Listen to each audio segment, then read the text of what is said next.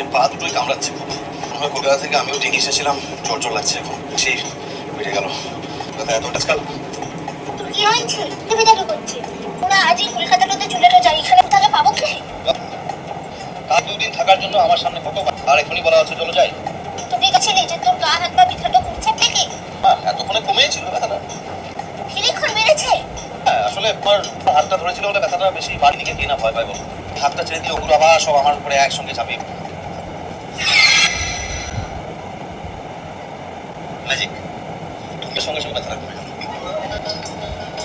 প্রমোশনটা করছিস না? দেখো, হাতটা ধরতে ইচ্ছে না করো, আমার তো আর কিছু করার নেই। চলো আর একটা প্রাণ ডেঙ্গিতে যাই।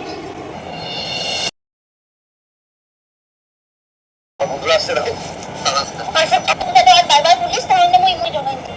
তোমরা আবার আসতে পারো আমাদের দিকে, দেখে তো কি করবে।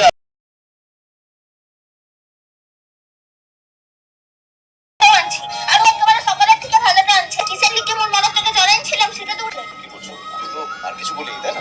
কিসের লিগে জড়াইছিলাম জানিস? কিসের লিখে? তুই যখন খেলা কথাটা বলিলা তার লিগে তোর যা হয় তোকে মন্তব্যটা বুঝছি। মন দিলে আমি তো ভাবলাম অন্য কিছু। কি ভাবলি? ভাবলাম ঠিক আমাকে সোহাগ তো করছো।